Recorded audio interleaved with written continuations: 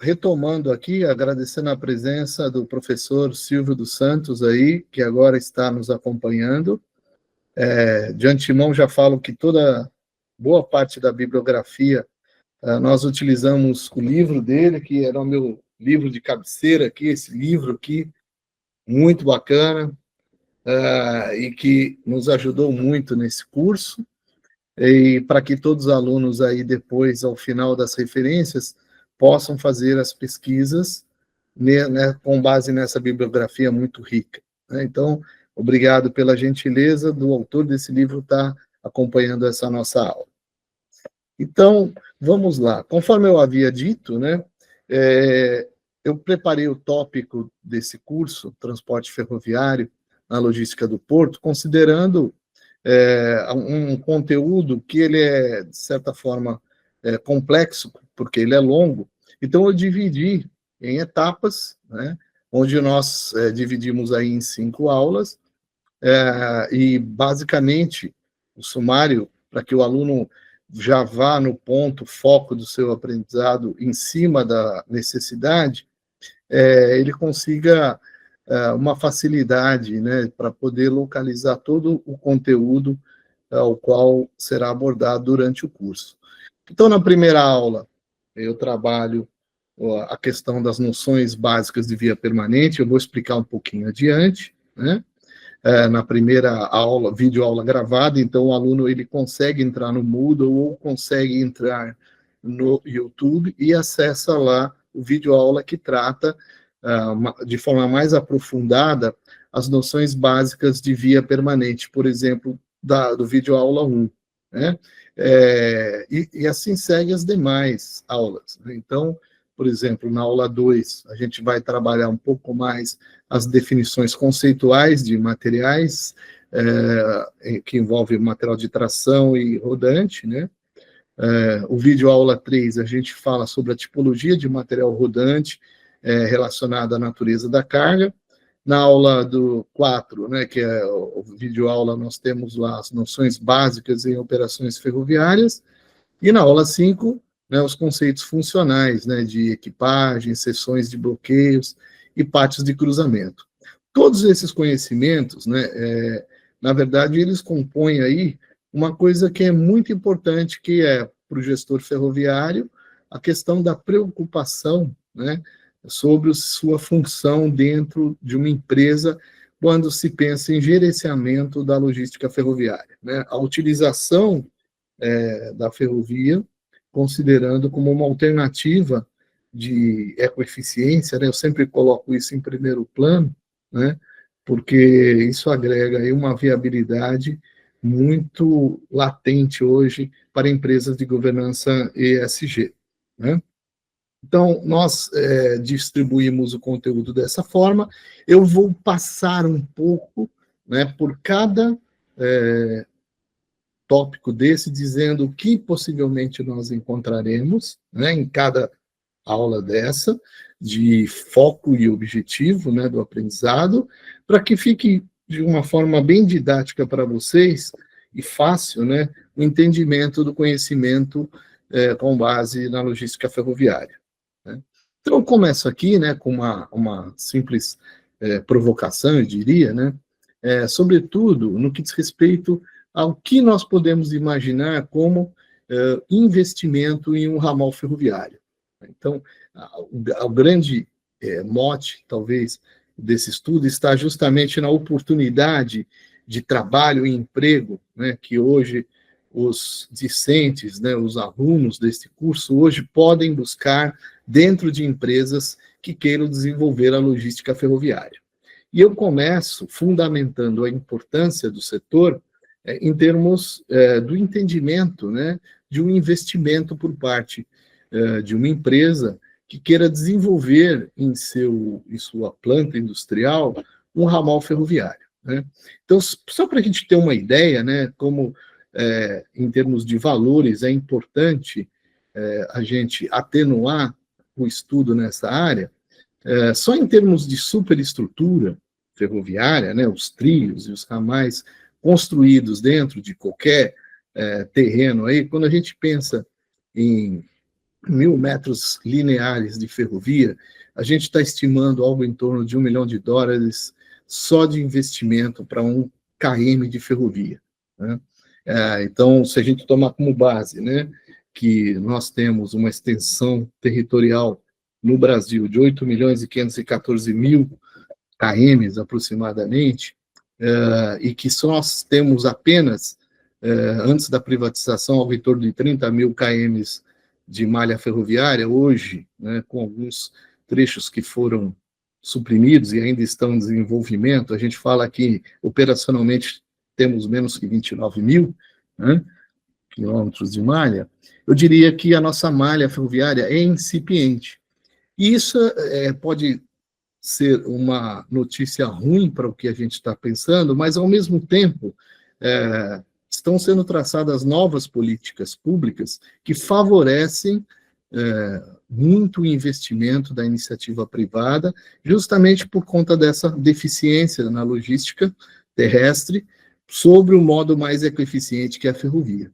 Então, quando se pensa que uma empresa investe num ramal privado para desenvolver uma logística ferroviária do seu hinterland até o maior porto da América Latina, exemplo do Porto de Santos, a gente já tem que conscientizar que esse investimento ele tem que dar um payback, né, um retorno financeiro por parte dos empreendedores, investidores nessa malha, que vai viabilizar, obviamente, aí a demanda de transporte ferroviário. Então, sabendo, né, desse investimento, eu posso dizer para vocês que, a exemplo de nossa experiência aí com 30 anos de ferrovias, né, então eu falo assim, a gente antes de se formar como administrador, antes de iniciar um curso de pós-graduação em gestão de negócios, antes de trabalhar uma base de doutorado, fazendo vistas ao que a gente acha que é importante, né, a construção aí de formas de contratos sustentáveis, né, com base em direito ambiental internacional, que foi praticamente a linha de conhecimento que nós seguimos, né, para poder estar aqui conversando com os senhores, eu digo que é muito importante se pensar no estudo da engenharia ferroviária, né? Nós temos aí uma deficiência muito grande em termos de recursos humanos focados no desenvolvimento da malha ferroviária, né? Sobretudo pela iniciativa privada. Esses recursos hoje são muito escassos. Então, eu começo essa aula só chamando aí a atenção de vocês para uma ideia, né, de estudo mais aprofundado em engenharia ferroviária, né? Lógico que aqui eu trago nesse conteúdo apenas as noções básicas para que vocês comecem a pensar no que pode ser desenvolvido em termos de gestão de conhecimento nessa linha de pesquisa e nessa área, ok? Então, vamos lá. Primeiro, né, de boa notícia, eu sempre digo que o modo ferroviário, né, ele tem lá o seu início bem protegido por direitos fundamentais. Ou seja, na Constituição Federal de 88, nós temos toda a tutela necessária para que, quando investimos em ferrovias no Brasil, a gente tenha uma segurança viária de patrimônio. Então, essa segurança viária de patrimônio ferroviário, ela tem lá toda a sua tutela pela União, guardada sobre os direitos fundamentais da Constituição de 88. Né? Então, exemplo aí, o artigo 144, eu destaquei só para vocês verem, né, que existe aí, por parte da União, a obrigação de ter uma Polícia Ferroviária Federal em comando dessa segurança pública para todo o patrulhamento ostensivo das ferrovias federais. Destaque de passagem, né, que a gente está falando aqui do quê? Né? Do ativo ferroviário, do patrimônio em termos de material rodante, em termos de via permanente, né? A questão da carga é um outro posicionamento, embora a Polícia Ferroviária ela vá cuidar disso, mas, na verdade, existe aí uma outra linha, um outro eixo investigativo sobre o ponto de vista da responsabilidade do dono da carga, e a gente vai falar isso um pouquinho mais para frente, né? Então, dando como base as inovações que dão segurança jurídica, eu diria que a gente teve um projeto-lei recentemente aí para a ferrovia, que praticamente foi sancionado aí em 23 de dezembro de 2021, né, que trabalha o quê? Toda a segurança jurídica sobre a organização do transporte ferroviário e o uso de infraestrutura ferroviária. E isso permite o quê?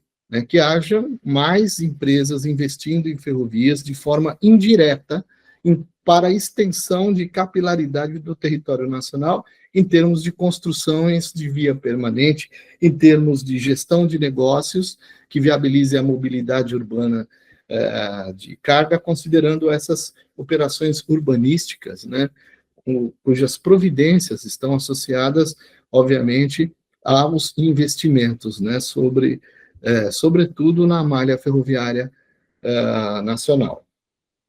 Então, como fazendo também aí apenas uma leve passagem para vocês, né, o que está escrito nesse entendimento que eu acabei de falar nesse slide está aqui numa cópia da lei número 14273 de 2021, né, para que vocês consigam uma fundamentação jurídica em termos de responsabilidades e obrigações e deveres, né, dos novos entrantes na ferrovia, né? E é bom que se diga que o papel do novo operador ferroviário independente, né, toma cada vez mais lastro em termos de responsabilidades possíveis aos empreendedores de negócios na malha ferroviária. Tá? Então, eu só tomo como base alguns pontos, a lei é bem extensiva para fundamentação, e eu quero entrar logo no conteúdo do curso. Mas eu estou fazendo esse brainstorming aqui só para a gente ter uma ideia, né, na verdade, do que foi modificado e o que pode ser visualizado em termos organizacionais no modo ferroviário. Então, basicamente, né, as empresas que exploram as ferrovias, né, elas podem tratar isso de 3 formas básicas, a qual eu separo aqui, né? Quanto à espécie, ou seja, o transporte de cargas, né, ou o transporte de passageiros, né? Sobre a vertente operacional, o transportador, ele pode, de alguma forma, operar a ferrovia vinculado a essa gestão de infraestrutura ferroviária, propriamente dito, né? Ou pode ser também tratado de forma desvinculada, né, da infraestrutura ferroviária. Um exemplo disso é o detentor da concessão ferroviária, né, e aquele que explora os serviços desse detentor de operação ferroviária, ou seja, que explora os serviços dos concessionários, né? E o regime legal de execução, que dá segurança jurídica, ele tem apoio sobre o regime de direito público, como na questão do regime de direito privado, né? Isso faz com que essas observações elas sejam colocadas em perfis distintos, né? Então, um operador logístico que está explorando a ferrovia, né, ele pode tomar como base um serviço direto com o concessionário ferroviário, que é o detentor de determinado trajeto e malha ferroviária, né, ou, basicamente, alguém que já tem um contrato com essa concessionária ferroviária e explora parte desse trajeto em algum segmento em específico, né?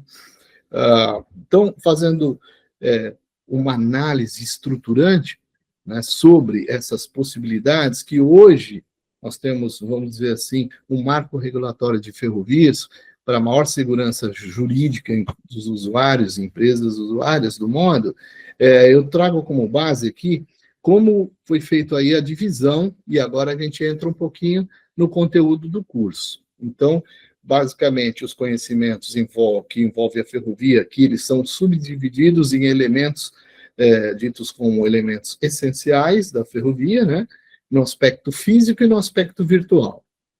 Então, digamos assim, no aspecto físico, né, nós temos a ferrovia dividida basicamente em termos de via permanente, né, que divide-se aí a questão do material de capacidade instalada já em termos de trilhos, né? Então, nós temos aí todo esse material de via permanente dividido de 2 formas em termos de responsabilidades, né? as responsabilidades em termos de infraestrutura, né, que são basicamente explicadas em um vídeo aula específico aí, que é o vídeo aula 1, né? Lá você vai poder aprofundar isso. Então, a infraestrutura seria, a exemplo aqui, a questão de uma área com a respectiva terraplanagem adequada ao suporte de uma superestrutura, que vem a ser os trilhos que serão construídos, né? Não só os trilhos. Então, todo o material de lastro, os dormentes e os trilhos que serão ali assentados e trilharão aí o caminho da estrada de ferro. Então, dentro desse conceito de via permanente, o aluno vai poder se aprofundar, né, no conteúdo da videoaula 1 e extrair todas as informações pertinentes a esses dois aspectos, todos relacionados às preocupações, perdão, e responsabilidades operacionais em termos de infraestrutura e também as responsabilidades em termos de superestrutura.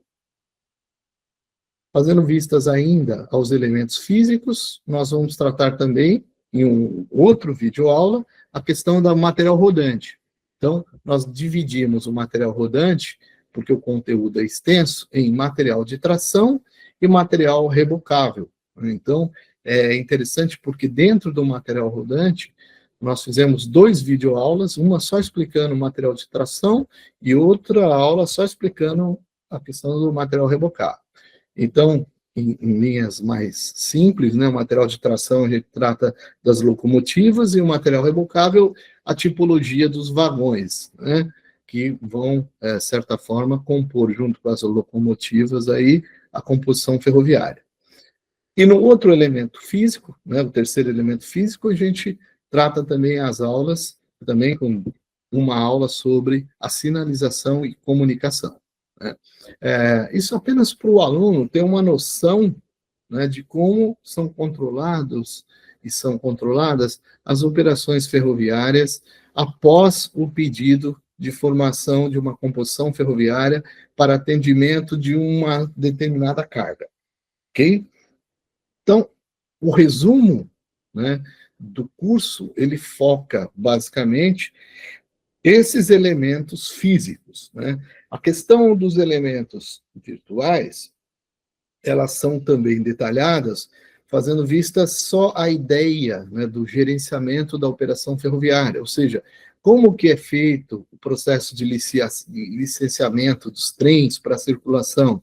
Então, por isso que, inclusive, o autor aqui, o Vanega Rosa, ele separa isso muito bem no seu livro, o que nós também utilizamos, né, na bibliografia aqui do curso. Ele trabalha muito a ideia de separar essa questão virtual que envolve a operação ferroviária em termos de responsabilidades de gerenciamento, que vão desde os licenciamentos, as autorizações de circulação de trens, até os gerenciamentos dos pátios e terminais, né, que envolvem toda a operação ferroviária dentro desse contexto desse curso. Então, indo adiante, vamos fazer, por exemplo, professor, mas me dê um exemplo, né, de como é que isso está fluindo, como é que eu pesquiso sobre via permanente lá no conteúdo. Então, eu vou lá na videoaula 1, procuro lá o tema via permanente, né, e aí eu vou descobrir algumas coisas pertinentes a esse tema especificamente. Então, vamos lá. Por exemplo, né, eu tenho que discernir, né, a gente viu lá na lei, no Marco Legal das Ferrovias, né, de quem é a responsabilidade da infraestrutura ferroviária e da superestrutura.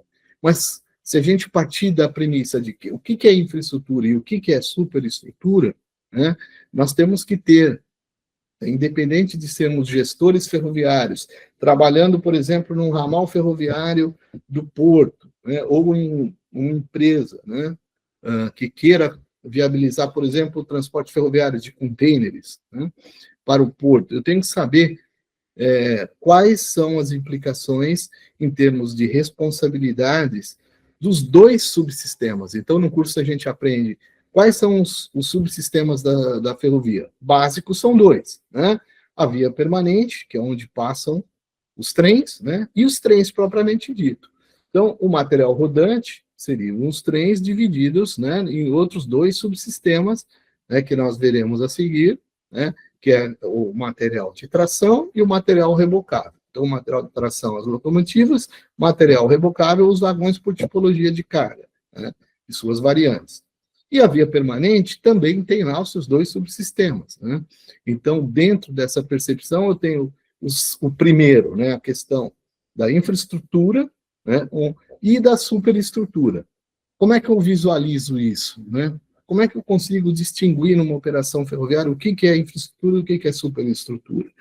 Então, esses elementos também estão aprofundados no vídeo aula 1, que trata da via permanente, mas aqui eu só vou dar um spoiler para vocês do que você pode encontrar lá. Então, você vai ver, por exemplo, a diferenciação, né, da infraestrutura como a plataforma onde se assentarão os projetos das estradas de ferro, né? Então, a plataforma seria lá o terreno, né, as condições de faixas de domínio, que é a distância lateral dos trilhos, em termos de relevo, em termos de terraplanagem, né, ou onde assentarão os trilhos, basicamente, né? Então, eu construo a infraestrutura fazendo vistas a dar a maior segurança possível, né, para os trilhos onde serão assentados na via. Então, eu posso ter essa condição assentada de forma elástica,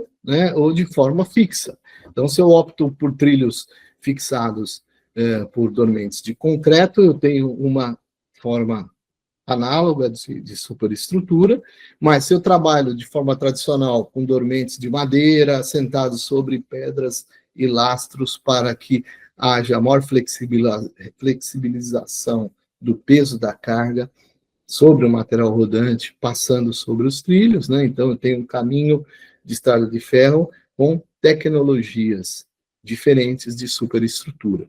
Então, o entendimento é que a gente tem que estar sempre atento, é que muitas vezes, né, nós temos responsabilidades sobre operações que estão sobre deficiências de infraestrutura ou sobre deficiências de superestrutura.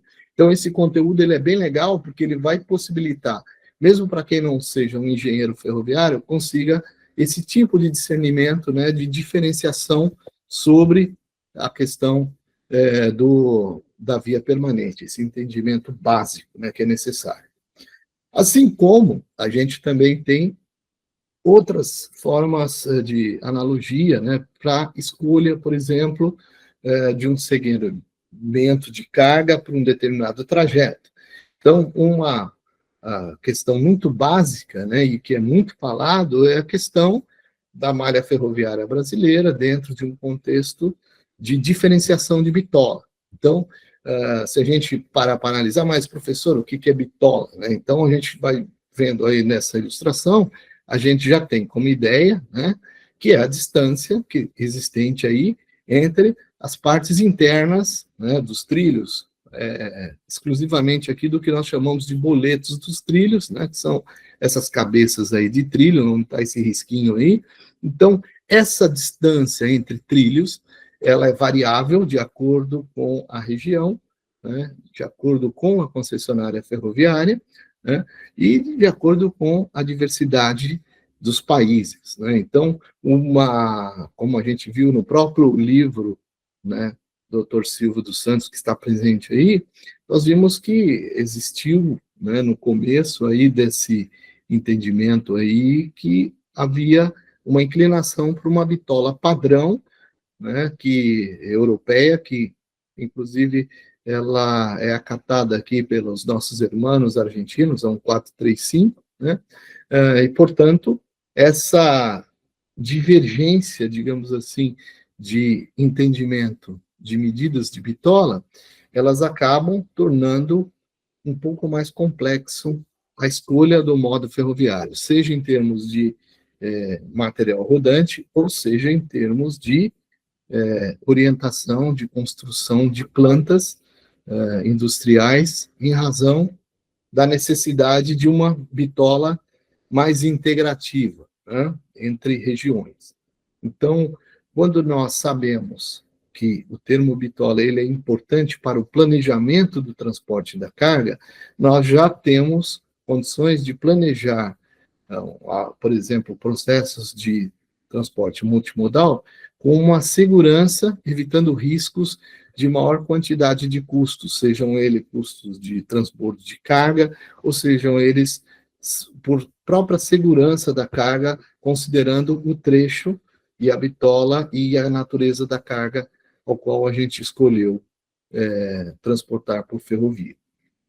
Então, nós temos também esse conteúdo. Ainda falando um pouquinho, né, sobre bitolas, a gente tem aí o conhecimento que a bitola larga do Brasil é 1,60 m, né, mas a maior parte foi, infelizmente, desenvolvida uma bitola métrica, que é a bitola de 1 metro, né? Então, muitas vezes, a gente tem que estudar os mapas das concessionárias e verificar a possibilidade de integração entre estados para trafegar uma única bitola, né?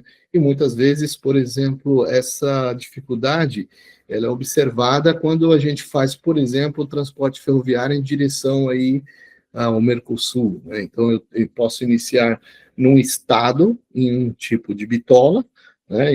Iniciar em bitola larga, passar por um outro estado de bitola estreita e chegar ainda em um outro país, exemplo da cidade lá de Paso de los Libres, na Argentina, em outra bitola, né? Então, essa diversidade de bitola, ela tem que ser estudada, sobretudo em termos de custos de transbordos, né, do começo, na origem do transporte da carga, até o destino da carga. Então, essa abordagem, ela nos traz aqui um entendimento muito interessante sobre a logística ferroviária em termos de custos, né? Eu não quero dizer aqui que nós não vamos estudar outros modos de transporte, lógico que vamos, né? Modo rodoviário, mas também o modo rodoviário tem as suas naturezas e deficiências também de transporte, né? Exemplo do alto índice de roubo de carga, que eleva o valor do seguro da carga, a grande quantidade de pedágio nas rodovias. Então, o fator ecoeficiência também. Então, para o aluno que está desenvolvendo o modo ferroviário, ele tem que entender primeiro os benefícios e as vantagens de se usar esse modo de transporte, considerando também as suas dificuldades operacionais locais. Então, dentro dessa percepção, a gente sabe, né, olhando o mapa ferroviário do Brasil, lá que 80% do Brasil é composto por uma bitola métrica, né? Então, a bitola, agora que vocês já sabem o que é bitola, fica fácil de explicar, né? 80% lá uma bitola métrica e a região de maior PIB no país operando em bitola larga, né? No nosso caso, exemplo, o estado de São Paulo, Rio e Minas aqui, principalmente a malha da MRS, né? Trabalha com a bitola larga, de 1,60 m. Então, se eu tenho negócios para o transporte ferroviário, eu tenho que explorar algumas alternativas de processos, né? As alternativas de processos, elas vão em direção à seleção de recursos, né? Exemplo, material rodante, tipologia de vagão para aquele tipo de carga. A questão de processos, eu posso estar trabalhando uma vertente de processo aduaneiro que viabilize o modo ferroviário, seja no transporte multimodal, né? Eu posso estar estudando também a questão da regulamentação, até onde eu posso operar uma ferrovia e invadir o trajeto de uma outra concessionária, né? Sobre estudos de regras como as regras de tráfego mútuo e as regras de direito de passagem, né, que a gente também aprende esse aprofundamento aqui no curso, e basicamente essas informações, elas nos ajudam a planejar o transporte ferroviário. E quando nós pensamos em análise das bitolas, eu não estou preso também só ao padrão e à matriz de via permanente que o país tem. Eu também tenho que pensar nos terminais privados, né? Os terminais que hoje geram as cargas e, consequentemente, possuem instalações ferroviárias, ramais ferroviários, né, com bitolas distintas. Então, por exemplo, né, eu posso, nessa imagem aqui, a gente está vendo o quê? Né? Uma operação aqui no Porto de Santos, onde a gente observa que um ramal aqui tem 3 trilhos. Né? Então, esse ramal aqui, ele pode atender tanto um vagão de bitola larga como um vagão de bitola estreita. Então, uma composição ferroviária que pode estar sendo operada por uma concessionária em bitola larga ou uma composição ferroviária de uma outra concessionária em bitola estreita. Né? Então, esse terminal estaria preparado para receber trens das 2 concessionárias ferroviárias. Então, obviamente, que a minha dificuldade de planejamento e até de competitividade entre concessionárias, ela aumenta à medida que eu não tenho nenhuma restrição operacional para operacionalizar trens aqui nessa hipótese de 1,60 m de bitola para vagões de 1 metro, ok? Então, quando se pensa em logística ferroviária, é extremamente importante partir da premissa da análise da viabilidade ferroviária, né? E essa viabilidade ferroviária, ela tem que iniciar pela premissa básica de análise das bitolas da origem ao destino. Né? Então, eu acho importante aí a gente poder trabalhar esse pensamento. Né?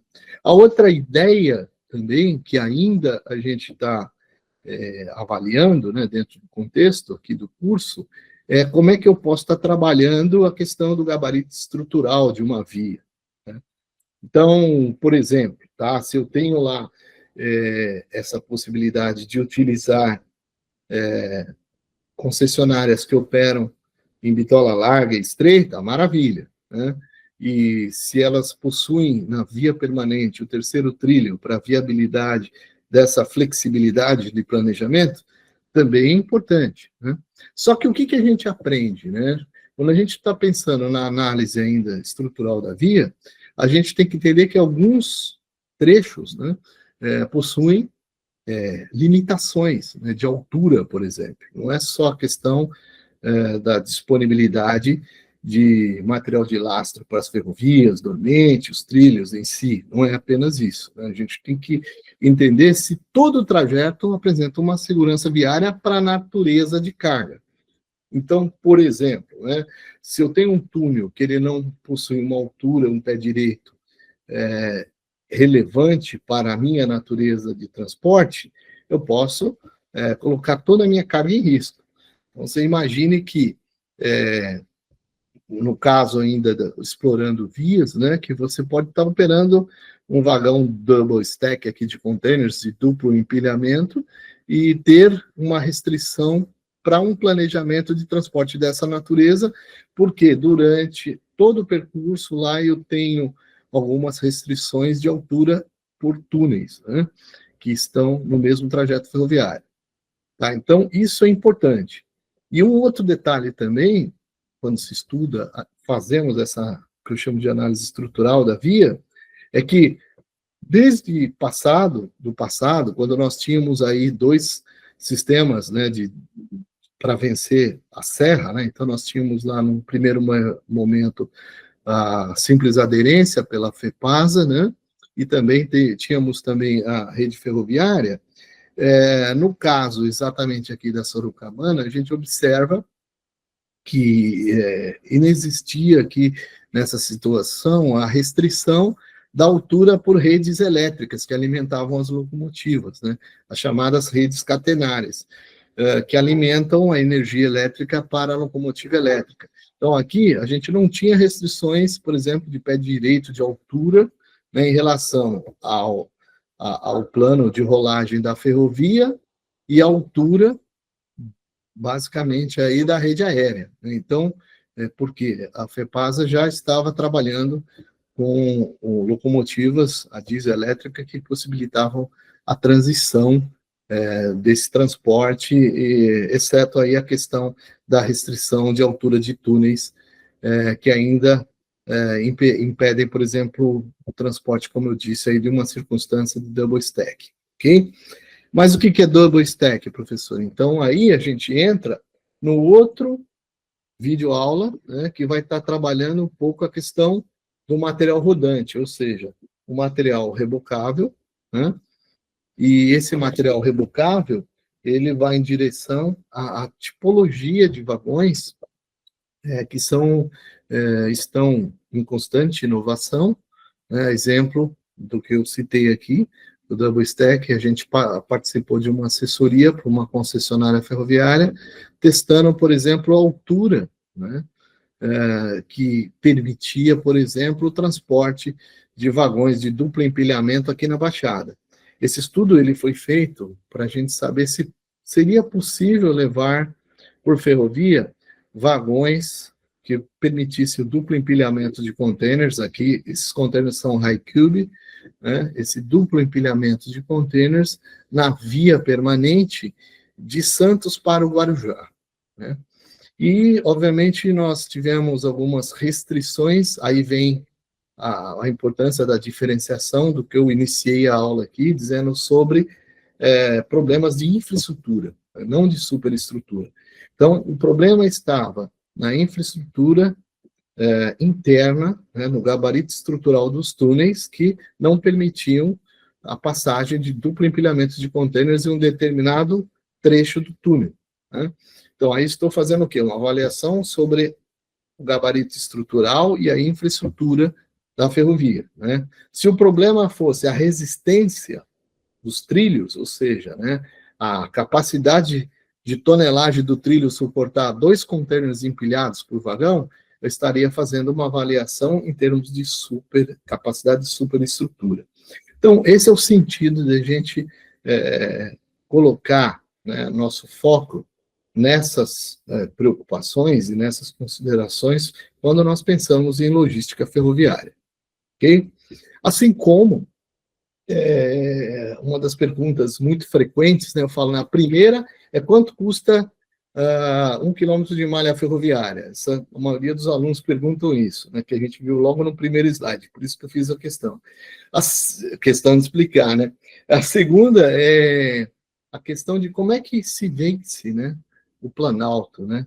Como é que a gente consegue vencer o Planalto, né? Considerando que estamos aqui na Baixada, temos aí mais de 800 metros aí de relevo e em algumas considerações, mais de 8 quilômetros de ferrovia, se a gente pensar lá no sistema funicular antigo, né, dividido por 5 patamares, mas a questão da cremalheira também é uma incógnita interessante, né, que ela vai numa diferenciação de material de tração, né, que é a chamada locomotiva cremalheira, que é utilizada na cremalheira, cuja capacidade, dependendo da composição de locomotivas, por ciclos de locomotivas, pode atingir até 1.500 toneladas, considerando 2 ou 3 locomotivas, né, puxando uma determinada quantidade de trens, né, e a cada 1.500 toneladas, nós temos aí um ciclo de aproximadamente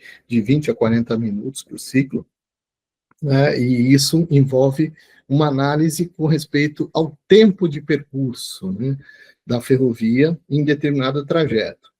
Então, muitas vezes, por exemplo, né, quando se pensa de lead time, do tempo de transit time do transporte ferroviário, quando a gente fala transit time, a gente está falando do tempo de percurso ferroviário. Quando a gente fala lead time, a gente fala do processo todo, ou seja, o tempo de carregar um vagão associado ao tempo de transporte e ao tempo de descarga desse, né? Então, falando sobre transit time, quando nós passamos para os usuários que um transporte Santos-São Paulo pode levar 10 horas, muitos usuários ficam resilientes de utilizar a ferrovia, porque eles falam, pô, mas esse tempo leva um container de caminhão para o Rio de Janeiro, né? Faz essa analogia simplista, né?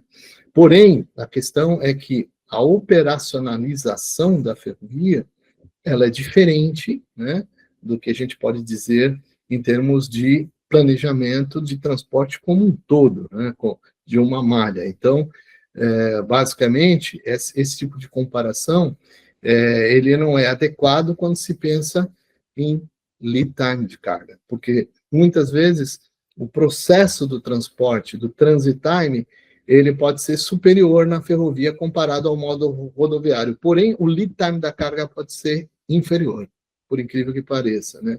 O processo ferroviário, ele é mais enxuto do que o processo de transporte rodoviário em circunstâncias, por exemplo, de carga em trânsito aduaneiro.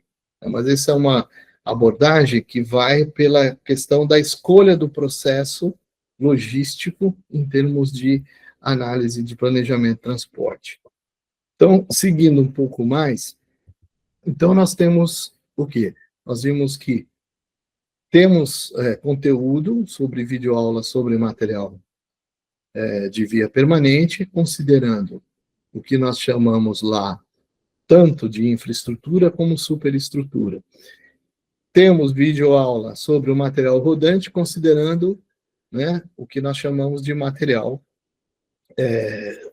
rodante. Então, temos como estudar material rodante rebocável, exemplo, vagões, né, basicamente. E agora nós vamos falar um pouquinho, rapidamente, né, sobre material rodante de tração, que são as locomotivas, né? Então, o que eu acho dentro do conteúdo para poder fazer um entendimento de material rodante de tração? Então, a importância hoje, basicamente, é a questão da produtividade, né? Então, o que eu posso ter para viabilizar uma manobra dentro do meu ramal privado e em condições que me deem, assim, uma certa autonomia. Então, muitas vezes, o planejamento dessa tração, ela pode depender de terceiros. Então, vamos pegar um exemplo no Porto de Santos, né? Nós sabemos que, muitas vezes, a maioria dos trens, né, ferroviários hoje, eles trabalham numa condição em que, dentro da área do porto organizado, existe uma empresa que faz a coordenação de distribuição de locomotivas para tração por tipologia de carga. Então, no caso do container, eu tenho lá um operador, que, no caso, é o arrendatário, ele é o fiel e responsável por aquele ramal ferroviário dentro do porto, então cabe a ele fazer a autorização da segurança e patrimônio para a entrada dessa locomotiva dentro do ramal ferroviário. Quando essa operação é feita, geralmente não é feita pelo concessionário ferroviário. Então, se nós pegarmos, por exemplo, aqui o Porto de Santos, né, a concessionária MRS vai estar trazendo os vagões até o seu limite do porto organizado, e a partir da área do porto organizado, um outro operador, aqui é o caso a FIPS, né, a Ferrovia Interna do Porto de Santos, vai tracionar com a sua própria locomotiva os vagões, né, até o ponto de destino de descarga. Então, nesse entendimento, né, geralmente se pensa muito na questão de quem contrata a ferrovia, de como é que é feito a avaliação das emissões, por exemplo, de CO2, né, em termos de resultado de ecoeficiência, né? Muitas empresas, inclusive, principalmente as empresas japonesas, elas exploram muito a questão da ecoeficiência do transporte ferroviário. Eu faço sempre uma brincadeira, né? Não é só no trecho da ferrovia, mas, sobretudo, em toda a operação. Então, uma operação que vem do Japão de navio, é descarregada no Porto de Santos, é colocado sobre um sistema de transporte que automatiza a entrega até os trilhos, e dos trilhos até ao terminal de destino. Então, essa avaliação de ecoeficiência depende, obviamente, dos recursos que estão sendo disponibilizados. No caso do porto, quais seriam as fontes energéticas? São locomotivas diesel-elétricas? Elas podem operar em conjunto ou não podem? Podem ser operacionalizar de forma acoplada, duas locomotivas simultaneamente, né? Então, como é que elas são empregadas, né? O que faz com que essa compulsão ferroviária seja mais produtiva, gastando menos energia, né, consequentemente, emitindo uma menor quantidade de emissões por unidade de carga. Então, essa leitura, né, é uma leitura muito moderna, principalmente para empresas de governança ESG, onde o impacto ambiental ele é aferido, mapeado e consta em relatórios de sustentabilidade, né? Isso vai em direção a uma outra disciplina que nós também já administramos aqui no FLIAP, que é o entendimento conceitual de contratos sustentáveis de logística, né? Logística ecoeficiente. Então, só voltando aqui para o nosso mundo, né? O material rodante de tração, quando estamos falando sobre esse material rodante, nós estamos falando sobre locomotivas.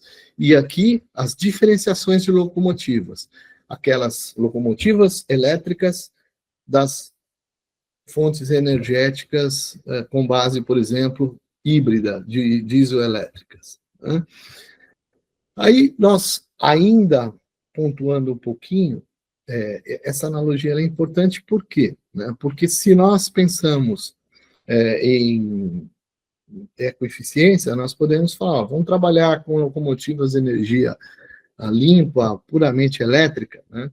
Agora, quais serão os digamos assim, investimentos, né? Então, podem ser na infraestrutura, né? Construindo redes catenárias, ou seja, redes que fornecem energia, eletricidade às locomotivas, né? Como as cabines estacionárias de energia. Mas tudo isso requer um alto valor de investimento, né? Então, a maioria dos terminais acabam optando em operar, né, com locomotivas a diesel, e dentro desse contexto existe uma forma de mapear, né, essa ecoeficiência, mesmo considerando esses recursos. Mas o importante desse entendimento é que a gente saiba, né, diferenciar esses recursos para poder responder aos clientes que buscam padrões de sustentabilidade em sua logística. Ok? Então, ainda mantendo o foco numa outra videoaula, eu trabalhei o material rodante só considerando a tipologia de vagões. Então, a tipologia de vagões ela vai estar variando, né, de acordo com a natureza da carga, né? Então, eu tenho lá containers, eu tenho um tipo de vagão específico para container, eu tenho granel sólido, eu tenho um tipo de vagão, eu tenho granel líquido, eu tenho um tipo de vagão. Não é diferente do modo rodoviário, porém, né, essas características das cargas fazem toda a diferença, né? E a gente tem que estar trabalhando de acordo com a necessidade do valor agregado que o modo de transporte dará para a carga, propriamente dito, né? Isso que nós chamamos de logística sustentável, né? Então, quando pensamos em material rebocável, né, nós estamos falando de material rodante, porém material rebocável, estamos falando dos vagões, não estamos falando mais das locomotivas. Porém, o ponto em comum é que ambos possuem lá sua capacidade de resistência de tonelagem por eixo, né? Então, temos que conhecer qual a capacidade de tonelagem que cada vagão possui, né? Assim como esse é o ponto comum, as locomotivas também, né? Então, alguns vagões, nós vemos aqui, nós temos literatura para isso, graças ao livro aqui do nosso professor, e nós vamos encontrar lá que existem alguns padrões, né, de truques, né, que respondem lá a uma capacidade, por exemplo, de 25 toneladas por eixo, atingindo uma capacidade de 100 toneladas, né, por vagão, né? E essas diferenças operacionais, né, possibilitam para nós aqui uma divergência operacional. Então, um momento. Por exemplo, quando nós consideramos que nós temos uma carga de 100 toneladas, eu tenho que estar considerando aí qual a capacidade daquele vagão. Então, eu tenho que ver a capacidade nominal bruta, né, em termos de carga, né, e mais a tara do vagão. Então, essa diferenciação, ela toma como base a capacidade específica de cada truque que aquele equipamento ferroviário está utilizando. Então, dentro desse conteúdo, você vai poder, de alguma forma, aprofundar nesse conhecimento, né? Ou seja, sendo gestor ferroviário, é necessário que se acompanhe esses padrões da indústria ferroviária para que você possa extrair o máximo de resultado de produtividade por equipamento, seja ele locado ou seja ele contratado por um instrumento de contrato de transporte com uma concessionária ferroviária, né? Então, hoje, nós temos lá, por exemplo, no transporte de contêineres, algum material rebocável específico, né? São os vagões plataforma para exploração e transporte de contêineres por ferrovia, né? E esses vagões hoje, eles são dotados de sistemas de segurança. Esses sistemas de segurança, eles são colocados em alguns vagões justamente para que o contêiner não corra num momento de transporte ou de início de transporte de tração, né, de contato com tração. Geralmente, esse container ele é colocado sobre a plataforma, sobre os locks, que são esses que você observa nessa imagem, né, com a seta aí vermelha. Esses locks intermediários, eles fazem com que o container não corra sobre o vagão, sobre a plataforma, né? Essa tipologia de vagão é muito aplicada no transporte de siderúrgicos, mas também no transporte de container. Assim como na cabeceira do vagão ali, você vê uma trava que impede a abertura do container sobre o vagão. Então, esses vagões, eles surgem, né, à medida de inovações tecnológicas no transporte de carga. Então, o surgimento do container na década de 60 fez com que as ferrovias passassem também a investir mais em ativos ferroviários que pudessem transportar o container. E todo esse conteúdo, né, sobre essa necessidade, você também vai poder encontrar aí na nossa videoaula 3 aí, que vai tratar sobre as especificações do material rebocável, ou tipologia de vagão.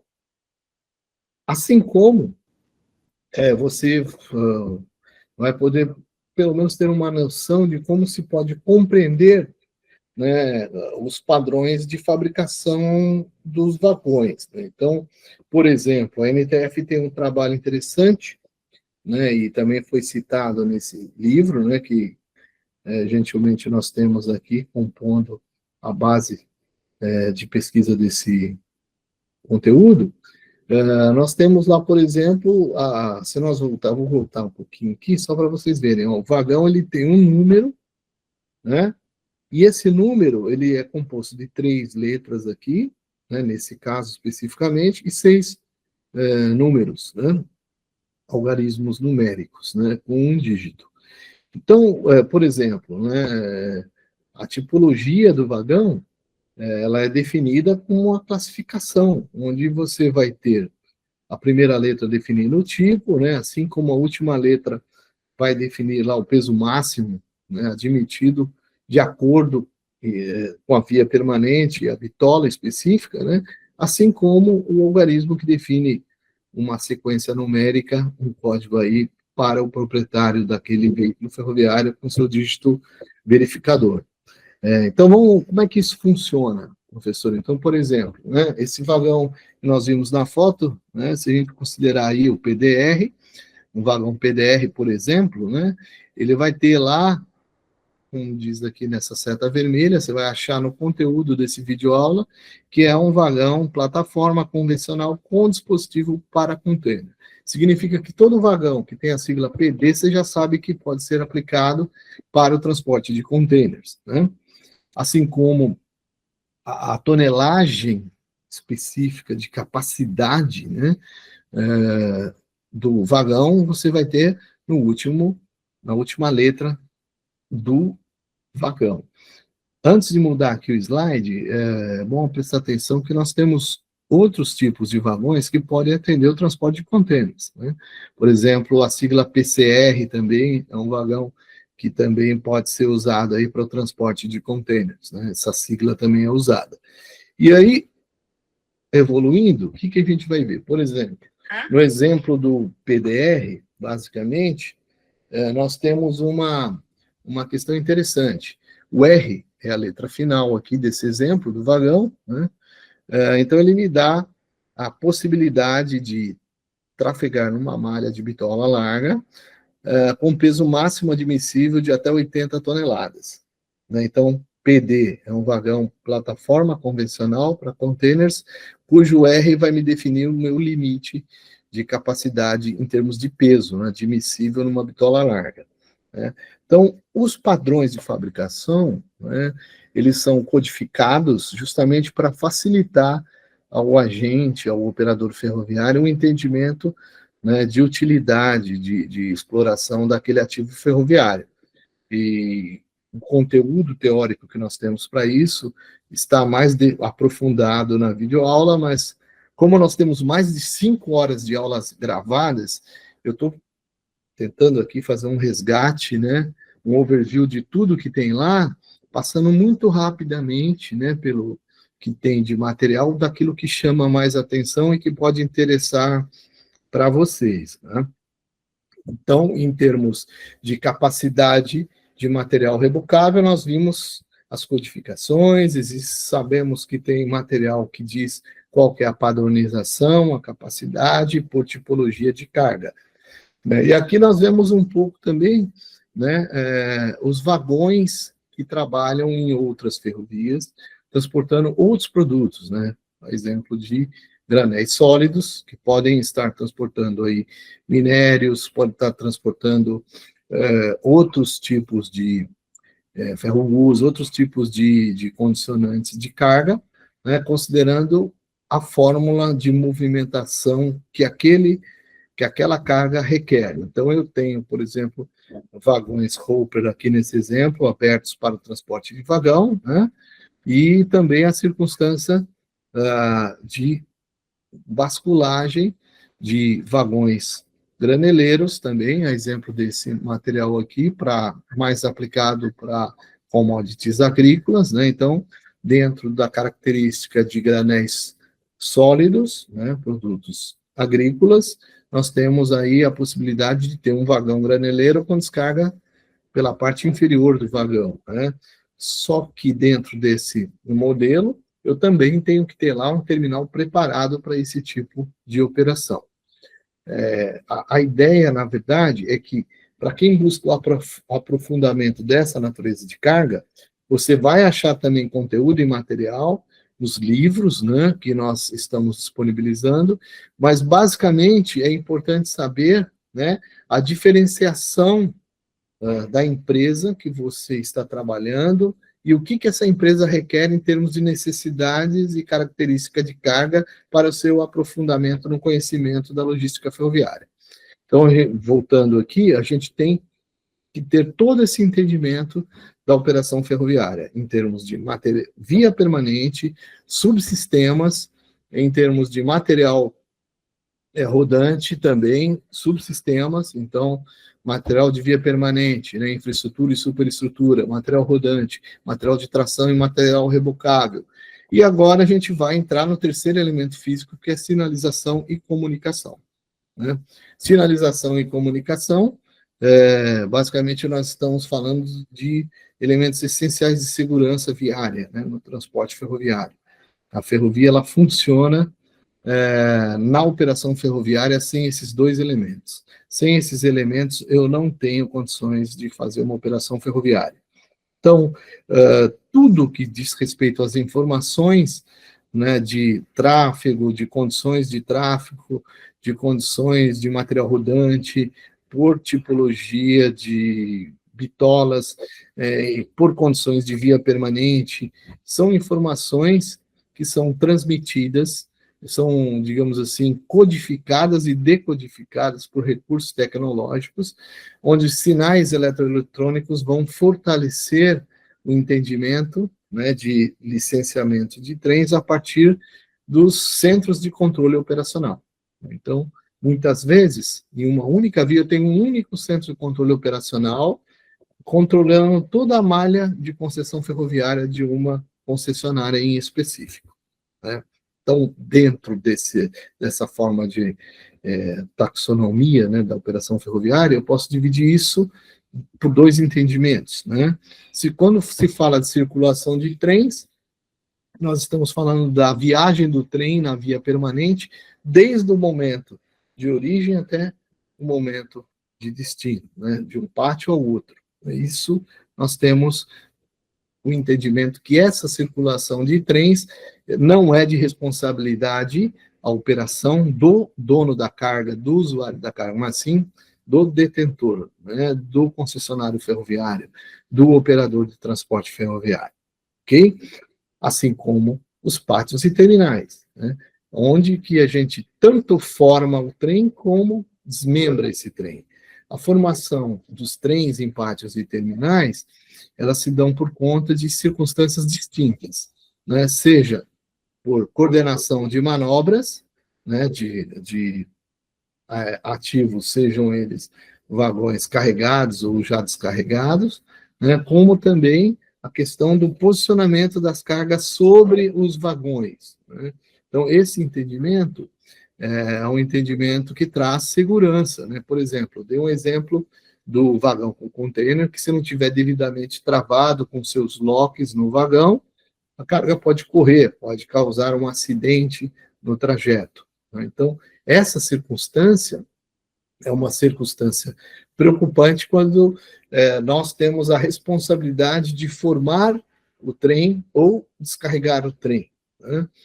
Então, essa proposta, ela vai em direção ao aprofundamento da necessidade daquela empresa empreendedora em formar trens em ramais privados ou ramais públicos. Então, vamos lá, ramais privados, né? Uma empresa que possui um ramal ferroviário e que possui a administração dos seus ativos próprios, né, ferroviários, em direção a um porto, né?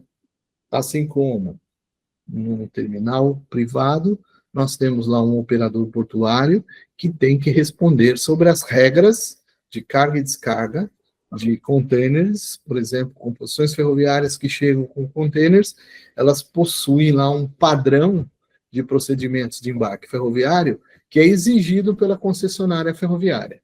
Então, à medida que aquela concessionária ferroviária ela entra numa área de zona primária sem autorização do arrendatário, então, basicamente, ela tem que exigir que na formação de carga ou descarga dos trens, se todos os profissionais gestores da ferrovia se ocupem, né, de um planejamento de transporte, considerando como premissa procedimentos de embarque ferroviário daquela concessionária ferroviária em específico, né? E por que isso?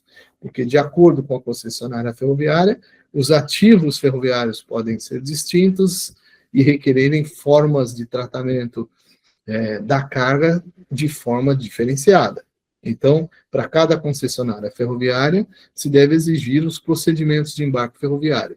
Então, eu sendo um operador portuário, eu tenho que trabalhar conforme a orientação daquela concessionária ferroviária.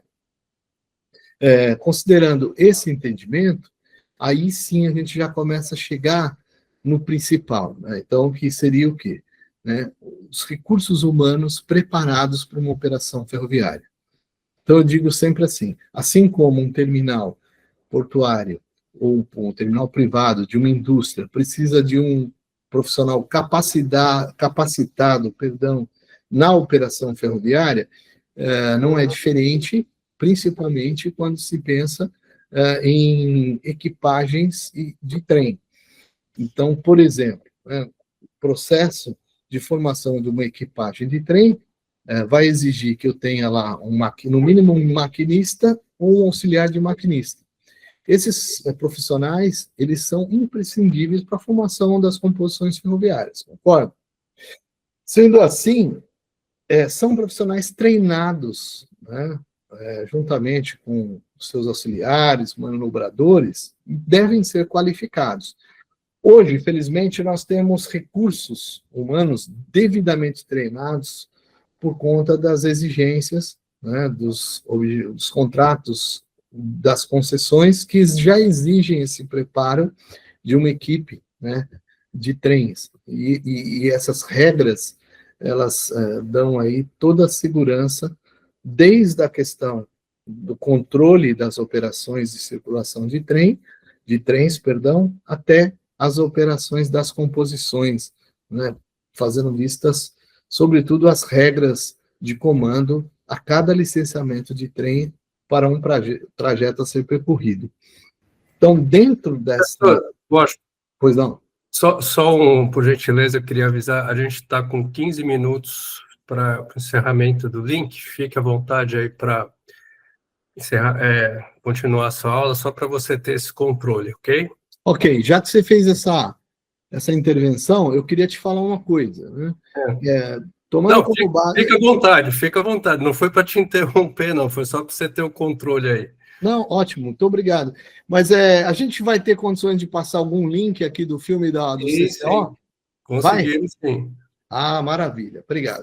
Tanto se você quiser passar pelo WhatsApp, eu coloco no grupo para o pessoal, quanto a gente disponibilizar aqui no chat. Eu vou tentar, porque eu tenho, em um dos slides, eu tenho um filme aqui que trata a operação ferroviária pelo Centro de Controle Operacional aqui. É um vídeo da MRS, que eu gostaria de ver se dá para passar aqui, tá bom? Por isso que eu estou correndo um pouquinho. Eu sugiro que a gente coloque o link no grupo, que aí o pessoal tem condições de assistir. Se a gente conseguisse ter uns minutinhos no final para um debate, acho que seria mais enriquecedor, mas fica à vontade. Tá bom. 3 minutos, viu? Não é muito longo, não. Mas vamos lá. Então, obrigado, Alexandre. Obrigado por avisar. Então, mantendo aí, eu estava dizendo sobre os profissionais, né, que são preparados pelas concessionárias ferroviárias, a exemplo lá dos maquinistas, auxiliares. Então, nós temos também a informação que esses recursos humanos devem estar devidamente preparados, e quando nós falamos de composição ferroviária, toda vez que vocês ouvirem uma operação ferroviária que aquele trem não partiu por um problema de equipagem, nós estamos, no caso da ferrovia, se referindo à falta de maquinistas ou locomotivas em um determinado ponto da ferrovia para iniciar ou encerrar um transporte de carga, ok? Então, era essa a observação que eu gostaria de fazer. E aí, nós entramos no que nós temos aí como também bastante interesse, que é como que são controlados na malha ferroviária os processos de sinalização e comunicação. Todo o processo de sinalização e comunicação, ele é comandado de um centro de controle operacional. Então, conforme a gente vê aqui na tela, né, esses pontos verdes, vermelhos, né, são, na verdade, diagramas de ferrovias aí, onde você percebe, pelas sinalizações, onde existem seções da ferrovia em bloqueio, né, trechos em bloqueio, ou trechos em verde, liberados, né, e esses controladores, eles fazem contato diretamente com o maquinista, que está no local e pode estar tendo uma visão diferenciada da realidade ao que está sendo monitorado. Mas, na maioria das vezes, as informações que são passadas pelos controladores também vêm de uma outra equipe de sinalização, que está liberando determinado trajeto e já está informando as condições da via para que, após a checagem dessas informações, seja possível o tráfego da composição aí com, digamos assim, com mais tranquilidade, né? Então, alguns sistemas de informações hoje, eles são para controle de trens, né, e licenciamento de trens, eles estão muito avançados, né? Então, por exemplo, o processo que o controlador faz, né, do CCO para um trecho de trem, né, que permite a licença, a chamada CBTC, que é a licença do trem, ela vai fazendo aí vistas à operação que automaticamente o maquinista recebe lá um comando e vai respeitar esse comando, né? Então, todo o sistema de controle de trens hoje, né, ele está basicamente sendo controlado de forma eletrônica, né? Então, existe uma autorização eletrônica e essa autorização eletrônica é passada toda para a equipagem, lá para o maquinista, e o maquinista ele vai praticamente seguir as orientações e tentar não ultrapassar aquele limite permitido, né? Assim como nós temos um outro sistema, que é o TMDS, que é o Sistema de Despacho e Gerenciamento dos Trens, né? Esse TMDS é um sistema que ele faz essa interface entre o processo de sinalização e comunicação, né, e o controlador, para que haja uma conferência dos dados que estão sendo vinculados e haja aí uma, digamos assim, uma operação de transporte mais segura. Ok? Então, o vídeo que eu gostaria de tentar passar para os senhores, é esse vídeo aqui, eu vou tentar passar, mas se não der, eu vou acatar a sugestão do Alexandre, né, de mandar para vocês o link para que vocês assistam. Mas só encerrando, né, é importante que a gente saiba que todo esse material, ele é um material muito bem aprofundado, por mestres que construíram necessariamente as informações. Óbvio que algumas coisas de inovação a gente tem que acabar correndo atrás, mas o intuito é deixar para vocês as fontes de pesquisa para que vocês aprofundem, né? Então, assim, a ferrovia, resumindo, né, ela teve uma evolução tecnológica muito grande. A gente sai de um sistema lá no passado, que era antigo, um sistema funicular, né, onde as trações dos vagões eram feitas por cabos de aços, né? Então, hoje em dia a gente tem muitas mudanças para vencer os aclives, né, tecnologicamente falando, né? A cremalheira ainda é um sistema que vence um aclive tanto do planalto para a planície com muita eficiência, né, digamos assim, e todo esse aprofundamento histórico é um material brilhante que a gente pode também estar pesquisando aí os interessados em conhecer um pouco, né? Para quem quer ter uma ideia do que é um sistema funicular, né, esse sistema está também declarado no livro aqui do professor Silvio, né? Então, a gente sabe que para vencer essa rampa da Serra do Mar entre a Piaçaguera, que é Cubatão, até a Raiz da Serra, Paranapiacaba e Alto da Serra, né, existia aí 8 quilômetros divididos em 5 patamares, com rampas de até 10%. Então, a engenharia ferroviária, para suportar uma demanda atual de cargas nessa serra, por esse sistema, ela chegou uma hora que ficou aí obsoleta, né? Só para a gente ter uma ideia de algum exemplo parecido ou semelhante, nós temos aqui um sistema funicular ali no Monte Serrate. Acho que muitos de vocês já andaram nesse trenzinho aí do Monte Serrate. Então, era mais ou menos dessa forma que a gente movimentava a carga até que a cremalheira fora instituída, né? Então, nós temos, encerrando aqui, as referências, né, e eu destaco o livro do professor, para quem quiser aprofundar um pouco mais. Eu destaco as fontes eletrônicas, onde vocês podem baixar o novo marco regulatório das ferrovias, a chamada Lei das Ferrovias, o livro também do Rodrigo de Alvarenga Rosa, que trata sobre parte desse material que eu expliquei sobre operação ferroviária,